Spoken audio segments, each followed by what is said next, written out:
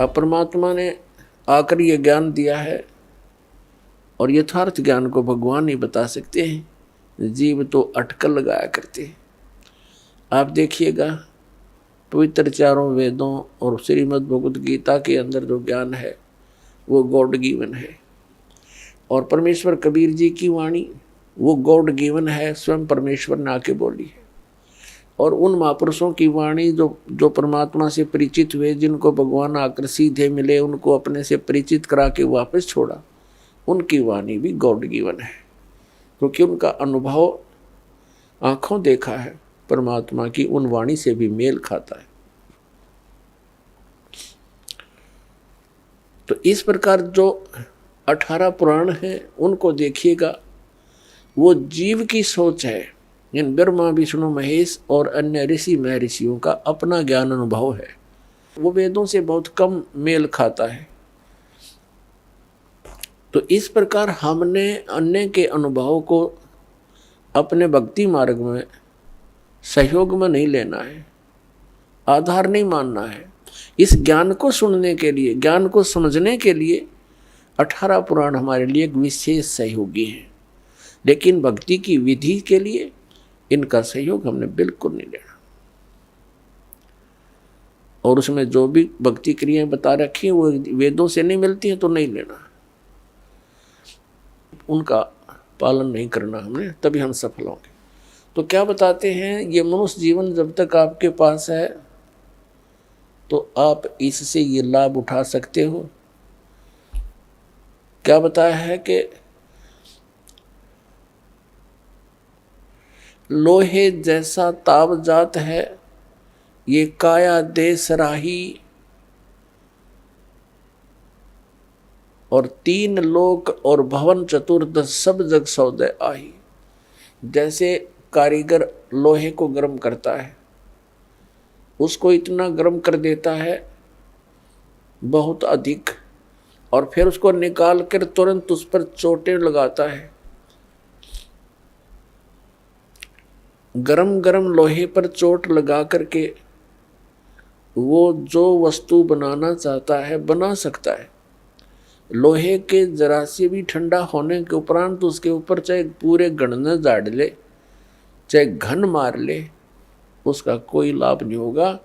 वो टेढ़ा मेढ़ा बन जाएगा, वो वस्तु नहीं बनेगी जिसके लिए प्रयत्न किया गया था। तो ये मनुष्य जीवन जिसका शांत हो जाएगा, जब तक मनुष्य जीवन है ये लोहा गर्म है, इस पर राम नाम की चोट मार के आप जो बनाना चाहते हो बना सकते हो। जब ये ठंडा हो जाएगा, मृत्यु हो जाएगी, फिर कुछ नहीं हो, चाहे पाछे इसके श्राद्ध निकालते रहियो, वो तो ठंडा होने के बाद चोट मारनी है। और चाहे उसकी 13वीं करते रहियो, 13वीं 17वीं, वो तो लोहा ठंडा होने के बाद व्यर्थ प्रयत्न कर रहे हो। तो यहाँ क्या बताते हैं, 3 लोक और भवन चतुर्दश सब जग सौदे आही, दुगने तिगने किए चौगने किन्हु मूल गवाही।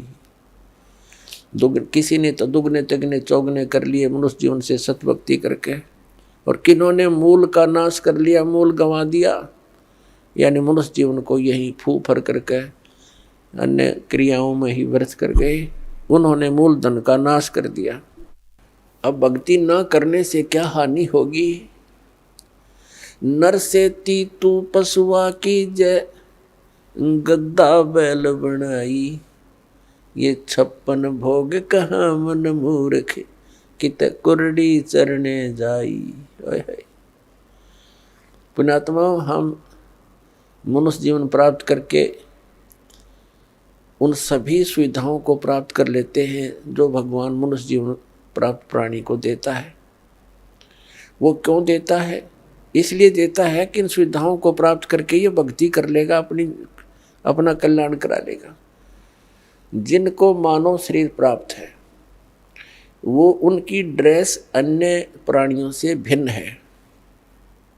ड्रेस मीन आपका ये शरीर, ये बॉडी, ये ड्रेस है, एक पोशाक है आपकी, ये स्टूडेंट की है।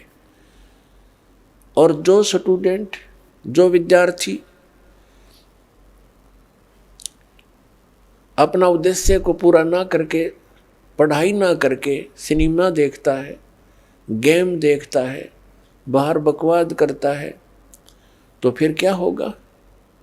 वो अपना जीवन नाश कर रहा है, वो अपने उद्देश्य से भटक चुका है। और फिर क्या बनेगा? वो मजदूर लगेगा और कहीं मिट्टी ढोएगा, रिक्शा चलाएगा, पल्लेदारी करेगा। जिस उद्देश्य से वो विद्यालय में गया था उससे चूक गया, वो लाभ प्राप्त नहीं कर सका। ठीक इसी प्रकार आप जी जिनको भी मानव शरीर प्राप्त है, चाहे वो रिक्शा चालक है, चाहे कोई मजदूर है, चाहे कोई धनी व्यक्ति है, चाहे अधिकारी कर्मचारी है, या कोई मंत्री, प्रधानमंत्री, मुख्यमंत्री, राष्ट्रपति है, ये सब स्टूडेंट हैं। और जो ये भक्ति साधना नहीं कर रहे वो अपने उद्देश्य से भटक चुके हैं। माता पिता से प्राप्त उस धन का वो दुरुपयोग कर रहे हैं। हमारा माता पिता कौन है? कबीर भगवान। उसने हमें ये पूंजी दे करके आपको फ्री कर रखा है। जैसे बच्चे को माता पिता 15-16 वर्ष तक बिल्कुल फ्री कर देते हैं, बढ़िया कपड़े देते हैं, बढ़िया खाना देते हैं, कोई काम भी नहीं लेते हैं, पैसे भी खूब खर्च करते हैं। तुम किसी प्रकार अपना उद्धार करवाओ, अपनी शिक्षा पूरी कर लो। तो पुण्यात्माओं, परमात्मा ने आपको वो धन देकर यहाँ एक विशेष ड्रेस परा रखी है। इसमें विशेष सुविधाएं हैं जिससे आप भक्ति कर सकते हो। बच्चे को इसलिए सुविधा दी जाती है, विद्यार्थी को, कि उन इन सुविधाओं को प्राप्त करके ही वो अपनी भक्ति, वो पढ़ाई कर सकता है, तभी सफल हो सकता है। तो आप जी को परमात्मा ने ऐसी सुविधाएं दी है, खाने के लिए सुंदर अन्न, फल, आहार, काजू किस्म, सेब, संतरे, दूध, दही और सद्बुद्धि दे रखी। मकान झोपड़ी गालो, प्राकृतिक आपदाओं से बचने के लिए भूख लगे जब भोजन खा लो, प्यास लगे जब जल पी लो, सब उपलब्ध है। उसके साधन बता दिए, जल ऐसे मिलता है। और फिर करना क्या था? बस बच्चे पैदा करो, इनको ब्याहो, इनको बस पाल पोस दो, फिर मर जाओ। क्या यही काम था इसका? ये तो पशु पक्षी भी कर रहे हैं। इसके साथ साथ एक अनिवार्य कार्य था जिसका हमें पता चलकर भी हम इस पर नहीं चल सके, क्योंकि संत साधु जन जितने हैं वो बताते हैं, समझाते भी हैं, लेकिन उनके वचन में शक्ति नहीं, उनके पास वो पावर नहीं, उनके पास वो भक्ति मंत्र नहीं जिसे प्राप्त करके प्राणी फिर आगे इस मार्ग को आगे चल सके। जिस कारण से अब मानो नास्तिकता की ओर बढ़ रहा है। तो मनुष्य जीवन आपको प्राप्त हुआ, इसकी उपलब्धि ना करने से, भक्ति ना करने से फिर क्या होगा? नर से तीतू पशुआ की जय गद्दा बैल बनाई, ये 56 भोग कहा मन बोरे, कहीं कुरडी चरने जाई।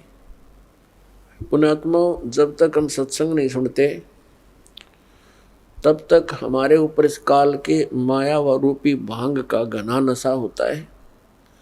कबीर साहब कहते हैं, कबीर ये माया अटपटी, सब गट आण अड़ी, और किस किस न समझाऊं या कुएं भांग पड़ी। जिस संसार में हम रह रहे हैं, यहाँ प्रत्येक व्यक्ति के एक ही विचार हैं और एक जैसे ही उसकी गाइडलाइन होती है अपने बच्चों को, कि भाई अपना बच्चे को शिक्षा के लिए भेजते हैं तो भी उद्देश्य यही बताते हैं कि तेरा रोजगार ठीक हो जाएगा। यानी जो भी ट्रेनिंग हमें मिलती है, रोजी रोटी और कपड़ा और कोठी इनके बनाने की ही मिलती है। तो उस समाज में रह कर के आप अपना उद्देश्य भूल चुके हो। सत्संग में आने से कुछ समय आपको भगवान देता है, निश्चिंत होकर सत्संग सुनते हो और बहन भाइयों से मिलते हो, उनसे भी आपको फिर धीरे धीरे ये ज्ञान सुनने को मिलता है, तो आपकी रुचि बन जाती है। तो परमात्मा क्या बताते हैं कि आप मनुष्य जीवन प्राप्त हो, आपको कितनी सुविधा प्राप्त है। जब भूख लगती है खाना खा लेते हो, प्यास लगती है पानी पी लेते हो, गर्मी सर्दी से बचने के लिए मकान बना लिए।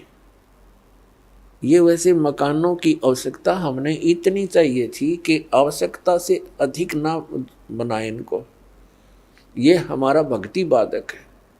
जो भक्ति करना चाहते हैं, मोक्ष कराना चाहते हैं, तो उनको इन सब नियमों को फॉलो करना पड़ेगा जो बताए जाते हैं, क्योंकि वो भक्ति में बाधक है। और जो भक्ति बाधक है, आप उनको भी साथ लेकर चल रहे हो, तो आप ऐसा कर रहे हो जैसे किसी पशु के गल में लठ बांध दिया करते सा मोटा रस्से में गाल के। अब वो चल नहीं सकता उस स्पीड से जैसे उसे चलना चाहिए, चला गट्टियां पर लग गए। तो आप जी इन मर्यादाओं को पालन ना करके और भक्ति रूपी मार्ग पर चलने की चेष्टा करोगे, आप नहीं सफल हो सकते। तो इसलिए हमने ज्ञान के आधार से इन बुराइयों को, इन कुरीतियों को और सांसारिक परंपराओं को भी त्यागना पड़ेगा, तब हम इसमें सफल होंगे। फिर अपनी बड़ी स्पीड से चलेंगे। जैसे मकान बना लिया, ठीक है, आजकल परमात्मा ने दया कर रखी है, बढ़िया सुविधा आपको प्राप्त है, मकान बना लो, जैसा आवश्यक हो उतना ही, केवल उसी के लिए कि बढ़िया कोठी बनाऊं, लोगों का प्रशंसक बन जाऊं, ये हमारी अपनी सोच होती है, अध्यात्म मार्ग नहीं है। तो मकान बनाओ जितना आवश्यक हो और जितनी आपकी जेब अलाउड करती हो, आवश्यकता से अधिक खर्च मत करो। हमारे पूर्वज आपने देखे होंगे, हमने तो खूब याद है, झोंपड़ियों में टाइम पास करके कई कई पीढ़ी, उनका तो इतना काम है, एक चारपाई डालनी आपने, चाहे 10 कमरों का मकान है आपका, एक कमरे में एक कोने में 3.5 बाई 7 फुट की जगह चाहिए आपने। घुटने तो घुड़िया तो मोकली है।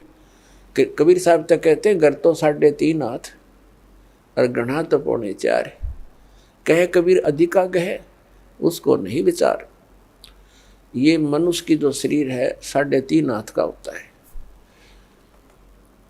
परमात्मा कहते हैं आपने घर 3.5 हाथ की आवश्यकता है, घना बनाओ तो 4.25, अरे से फालतू बनावा है तो मूर्खता है तेरी। फिर भी परमात्मा का कहने का तात्पर्य है कि आवश्यकता से अधिक कोई भी वस्तु आप संग्रह करते हो, आपकी भक्ति का बाधक बनेगा, क्योंकि समय वेस्ट व्यर्थ जाएगा। कोठी बना ली, 1-2 लाख अपने पास से लगा लिए, 3 लाख कर्जा कर लिया। अब जब तो कर्जा ले लिया, ऋण ले लिया, पता नहीं चला, 1 महीने के बाद मांगने वाला आने लग जाएंगे। चैन गई, रात न नींद आवा नहीं, और भक्ति का भी नाश। वह को ठीक है काम आई आपके। तो इस प्रकार हमने भक्ति मार्ग में जो बाधाएं हैं उनको त्यागना पड़ेगा।